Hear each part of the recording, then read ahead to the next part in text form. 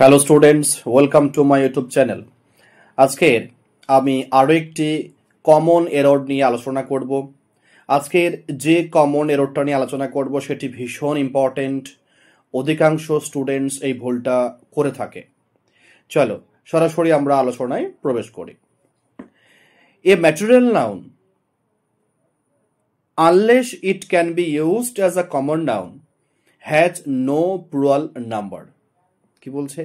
বলছে যখন কোনো ম্যাটেরিয়াল নাউন, যদি সেই ম্যাটেরিয়াল নাউনটি কমন নাউন হিসাবে না ব্যবহার করা হয়, তাহলে সেই ম্যাটেরিয়াল নাউনের কোনো প্লুরাল ফর্ম হয় না, কোনো প্লুরাল নাম্বার হয় না। কি বললাম? যদি ম্যাটেরিয়াল নাউনটি কমন নাউন হিসাবে ব্যবহার না করা হয়, তাহলে ওই ম্যাটেরিয়াল নাউনটি প্লুরাল নাম্বার হবে না। চলো কয়েকটি আমরা উদাহরণ দেখি। He had a bag of rices. He had a bag of rices. তার এক ব্যাগ চাল রয়েছে। দেখো এখানে রাইসেস, রাইস একটি ম্যাটেরিয়াল নাউন, চাল মানে বস্তুগত বিশেষ্য, এর বহুবচন হয় না, তাই রাইসেস বলা ভুল। তাহলে আমাদের কি বলা উচিত? না, he had a bag of rice. I picked up 10 rices. আমি 10টি চাল তুললাম, এটাও হবে না, চাল গোনা যায় না, তাই রাইসেস বললে ভুল হয়। তাহলে আমাদের কি বলা উচিত? 10 গ্রেনস অফ রাইস, অর্থাৎ 10টি চালের দানা, এটা ব্যবহার করা উচিত। I picked up 10 grains of rice, এটাই হচ্ছে correct. There are many dirts on the wall. দেখো, দেয়ার আর মেনি ডার্টস, এই ডার্টস মানে হচ্ছে বলা হচ্ছে ময়লা, কিন্তু ডার্টসের বলা হয় না, ডার্ট এরও বহুবচন হয় না। হ্যাঁ, যদি ছোট ছোট দাগ বোঝাতে হয় তবে আমরা বলতে পারি স্পটস অফ ডার্ট। তো আমরা কি বলবো? স্পটস মানে ময়লার দাগ। তাহলে সঠিকটা হবে there are many spots of dirt on the wall. আমরা এটা বলতে পারি না দেয়ার আর মেনি ডার্টস, কারণ ডার্ট ময়লা, এর বহুবচন হয় না। Next, he sent me many foods.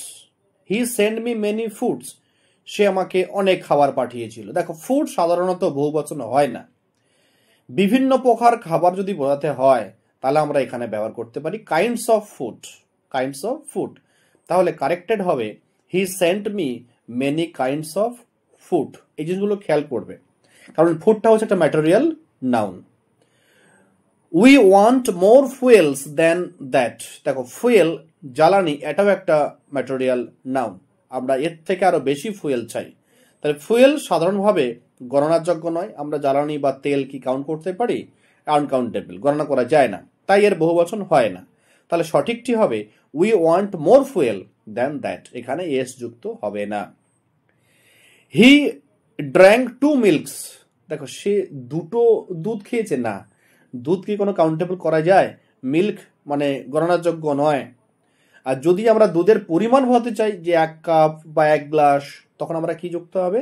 না, he drank 2 cups of milk, he drank 2 glasses of milk, এগুলো আমরা ব্যবহার করতে পারি। তাহলে এখানে হবে he drank 2 cups of milk বা he drank 2 glasses of milk. Next, 10 inks are needed for the class. দেখো, এখানে বলছে 10 inks আর নিডেড। ইঙ্ক গণনাযোগ্য নয়, এখানে বোঝানো হয়েছে দস্তাবেজ লেখার জন্য যন্ত্র, তাই ইঙ্ক স্ট্যান্ডস বা ইঙ্ক বোটলস বলা সঠিক। এখানে 10 শুধু ইঙ্কস বললে হবে না, ইঙ্ক বোটলস। তাহলে 10 ইঙ্ক স্ট্যান্ডস বা ink bottles are needed for the class. The cow eats grasses all day. Grass একটি ম্যাটেরিয়াল নাউন, এটি গবাদি পশুর খাদ্য বোঝাতে, তাই এখানে এক বচনেই ব্যবহার করা হয়। তাহলে আমরা বলবো যে the cow eats grass all day, not grasses. আমরা কিন্তু গ্রাসেস বলবো না। Next, the rain has left many waters. The rain has left many waters মানে বলতে চাইছে যে মেনি ওয়াটার্স অনেক জল, বৃষ্টি অনেক জল, মানে অনেক জল ফেলেছে, মানে অনেক বৃষ্টি হয়েছে। দেখো, জল কাউন্ট করা যায় না, তা আমরা বলতে পারি যে ওয়াটার তো আনকাউন্টেবল, তাই আমরা বলতে পারি যে rain has left many pools of water, মানে বৃষ্টির ফলে বিভিন্ন জায়গায় জল জমে গেছে। এইটা বোঝাতে আমরা বলতে পারি rain has left many pools of water, আমরা মেনি ওয়াটার্স বলতে পারি না। Many golds were found there, অনেক সোনা সেখানে পাওয়া গেছে। দেখো গোল্ড গণনাযোগ্য নয়, যদি নির্দিষ্ট পরিমাণ বোঝাতে হয় তবে আমরা বলতে পারি lumps of gold, lumps of gold, বা বলতে পারি নাগেটস। হ্যাঁ, তাহলে সঠিকটা কি হবে? মেনি লাম্পস অফ গোল্ড বা many nuggets of gold were found there. তাহলে আমরা সিদ্ধান্তে কি পৌঁছলাম? আমরা এখানেই পৌঁছালাম যে ম্যাটেরিয়াল নাউন্স যেমন rice, milk, water, dirt, gold ইত্যাদি সাধারণত এদের প্লুরাল ফর্ম হয় না। পরিমাণ বোঝাতে হলে তাহলে আমরা এর সঙ্গে জুড়তে পারি grains of, cups of, spots of, kinds of, lumps of, glasses of ইত্যাদি শব্দ ব্যবহার করে এগুলোর পরিমাণ আমরা বোঝাতে পারি। তাহলে আমরা কি জানলাম আজকের? যে ম্যাটেরিয়াল নাউন এর কোনো প্লুরাল ফর্ম হয় না। কখন হয়?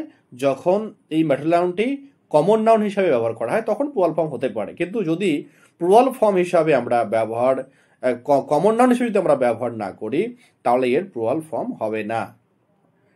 আশা করি তোমরা বুঝতে পেরেছ। যদি এই ধরনের আরো কমন এরর্সের উপরে ক্লাস তোমরা পেতে চাও তোমরা অবশ্যই করে চ্যানেলটির সঙ্গে যুক্ত থাকবে।